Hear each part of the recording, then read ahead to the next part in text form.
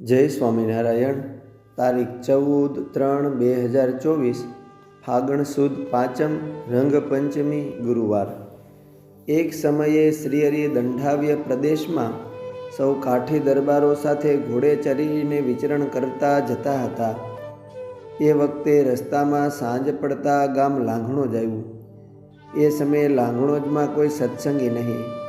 એ ગામના પાદર ઊભા રહીને શ્રીહરિએ પૂછ્યું છે, આ ગામમાં ઉતારા કરીએ એવું કોઈ સારું ઠેકાણું છે? ત્યારે ગામના એક માણસે કહ્યું છે, આ ગામમાં એક પટેલનું ખોરડું છે. એમની પટલાઈ તો ઉતરી ગઈ છે, પણ એ માણસ તમારી ચાકરી કરે એવા છે, માટે એના ફળિયે ઉતારો કરો. આમ એમની વાત સાંભળીને શ્રીહરિ અને સૌ દરબારોએ એ પટેલના ઘર તરફ ઘોડાઓને વાળ્યા. એ પટેલે તો શ્રીહરિને ઓળખતા ન હોવા છતાં એ સારું સન્માન કરીને ઉતારા કરાવ્યા ને ઘોડાઓને જોગાણ દીધા ને લીલી ચાર નીરી.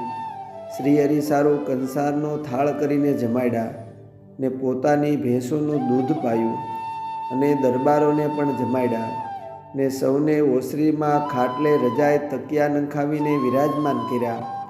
શ્રીહરિ પટેલનો સત્કાર જોઈને અતિ રાજી થયા.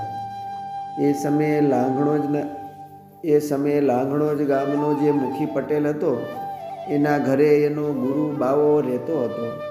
તેઓને ગામમાં સ્વામિનારાયણ ભગવાન આવ્યા છે એવી ખબર પડતા રાતે એ ગામનો પટેલ અને બાવો બેઉ શ્રીહરિ જ્યાં ઉતર્યા હતા એ પટેલના ઘેર આવ્યા ને ઓસરીમાં બેઠા અને મુખી પટેલ બોલ્યો છે, આ સ્વામિનારાયણ તો ભગવાન કહેવાય છે, તો કાંઈક પરચો દેતા હશે ને? તે સાંભળીને શ્રીહરિ હસતા હસતા બોલ્યા છે, જુઓ, અમે તો કાંઈ પરચો દેતા નથી. તમારે જો કોઈ પરચો જોતો હશે તો આ તમારા બાવાજી જ તમને પરચો દેશે. ત્યારે એ સાંભળીને મુખી પટેલ બોલ્યો છે, સ્વામિનારાયણ એ તો રઘુનાથજી જાણે. ત્યારે મહારાજ કહે, પટેલ એ તો રઘુનાથજી જ કહે છે. પછી એ પટેલને એનો ગુરુ બાવો તો થોડી વાર બેઠા ને ઉઠીને પોતાના ઘેર જતા રહ્યા. શ્રીહરિએ ઘરધણી પટેલને વાતો કરી. સૌ રાત્રે સૂતા. સવારમાં વહેલા જાગીને શ્રીહરિ નિત્યકર્મ પતાવીને સૌ દરબારો સાથે ઘોડેસવાર થઈને ચાલતા થયા. એ વખતે ગામ બહાર આવીને ઊભા હતા. ગ્રામજનોને શ્રીહરિ બોલ્યા છે, આ પટેલે અમારી બહુ ચાકરી કરી. ત્યારે ગામનું માણસ બોલ્યું છે, એ પટેલ તો બહુ સારા માણસ છે, પરંતુ એમને એક વાતનો ખોટકો છે. તે સાંભળીને શ્રીહરિએ પૂછ્યું કે શી વાતનો ખોટકો છે? ત્યારે ગ્રામજનો બોલ્યા છે, એમની ઉંમર આધેડ થઈ, પરંતુ એમને દીકરો નથી.